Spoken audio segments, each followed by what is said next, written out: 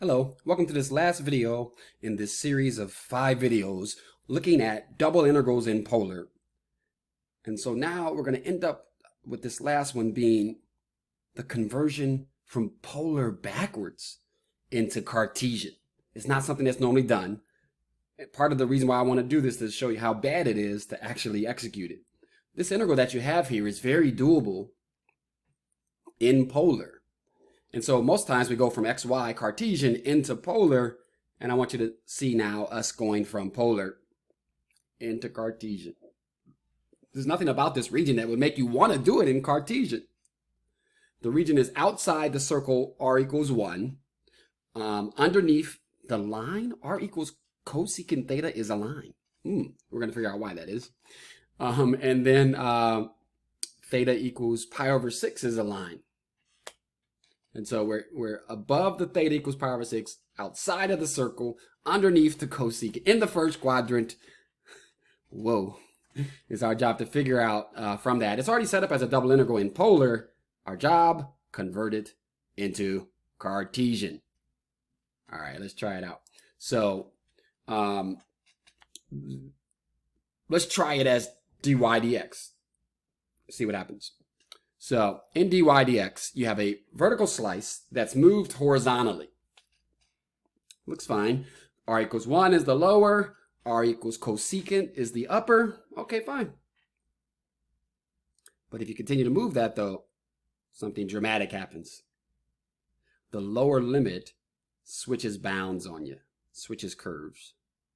That means it's going to require 2 separate double integrals if you do a dy dx. So put it off to the side. Hopefully you don't have to go there. Try it as dx dy.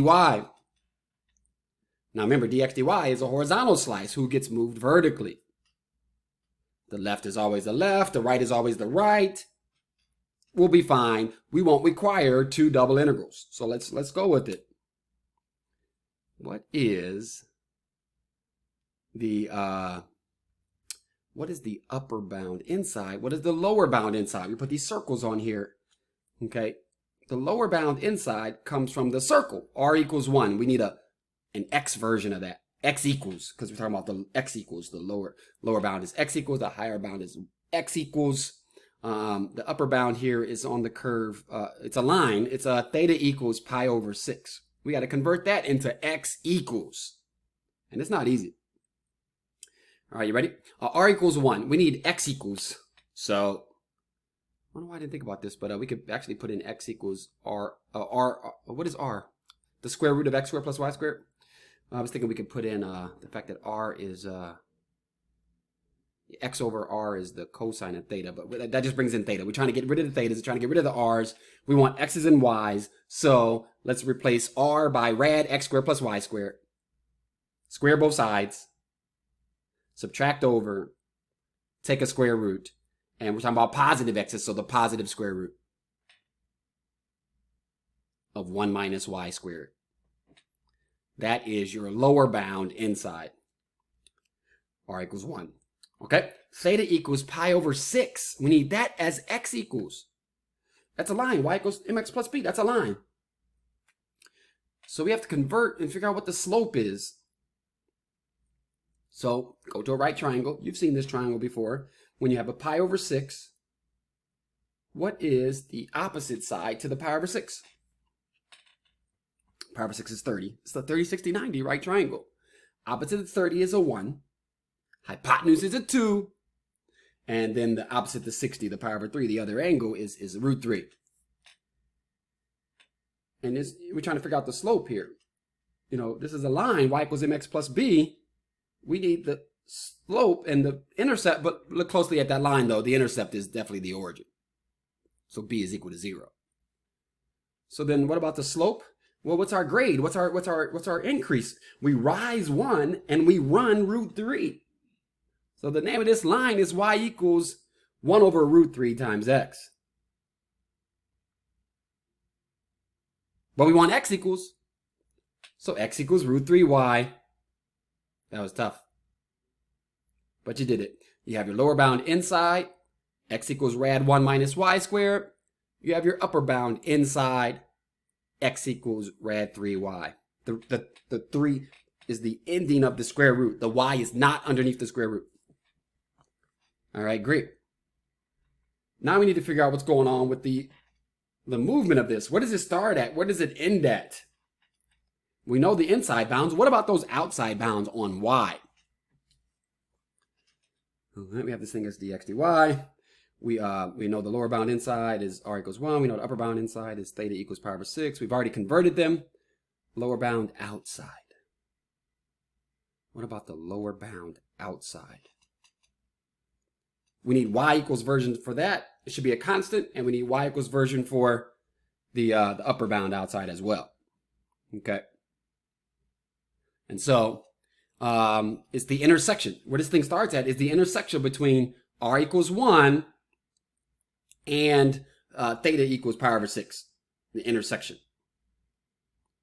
And I need y equals. I know y is r sine theta. But if you give me an r and you give me a theta, I'm just going to plug them in. So what is the sine of pi over 6? It's a half. So y equals a half.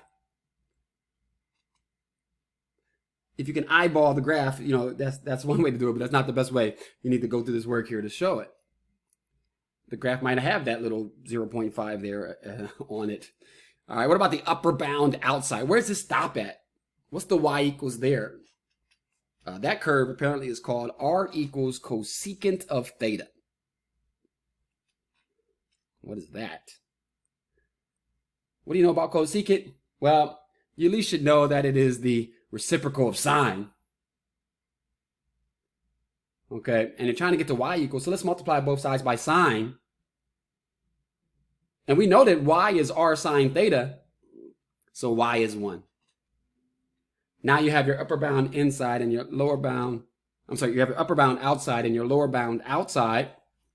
What about the integrand? Let's look closely at that. What's on the inside? That function there is called r squared cosine theta dr d theta. It's deceptive. It's really sneaky. You see, we know that when we're doing a double integral in polar, what we need is r dr d theta. This one has already combined those r's together, so let's uncombine them. Let's split them up. Because we know that r dr d theta is r dx dy. What about this other piece here, the multiplied term in the front there, r cosine theta? What is that? We've seen that before too. That's x. So x dx dy is the integrand. And here is our area integral. Or I guess this is a volume. This is a volume, sorry. When the integrand's a 1, r dr d theta, then it's area. But integrand's an x, or integrand's a r cosine theta, r dr d theta. So now it's not a area, it's a volume under a surface. All right. On the next slide, we'll go calculate this integral. It looks like it's going to be rough, but it's not as bad because when you start off right at the beginning, integrating x first, you're going to get x squared over 2, right? And these guys have rads in them, so when you square them, the rads go away. So it's going to be okay. Don't worry. You put the root 3y in, you get 3y squared. You put the root 1 minus y squared in, you get 1 minus y squared. Pull the half all the way out. Combine 3y squared plus a y squared is 4y squared. Nice simple integral. 4y cubed over 3 minus y. Put a 1 in, put a half in. It's a little bit of fraction arithmetic here. 4/3 minus 1. And then 4/3, you gotta cube a half, so you get an eighth. Minus a half. There we go. So you're talking about 4/3 minus a 1. And then minus a sixth and plus a half. Let's just make everybody over 6. So 8 over 6 minus 6 over 6 minus 1 over 6 plus 3 over 6. Grand total of 11, take away 7 or 4 over 6 and cancel. And we're talking about 2 over 3 in the inside there. But then cancel those 2's. The answer is 1/3. Great job. That was tough. Right at the 10-minute mark. My name is Nakia. Remember, thank you for watching. This is an example converting from polar into Cartesian. Not something you want to do. Okay. Thank you for watching. Please comment down below, like and subscribe. Reach out to me if you have any questions. Find your way to my webpage if you need some resources with some extra problems or some notes. And you'll be able to get your way through this multivariable calculus, hopefully, with a little bit of work.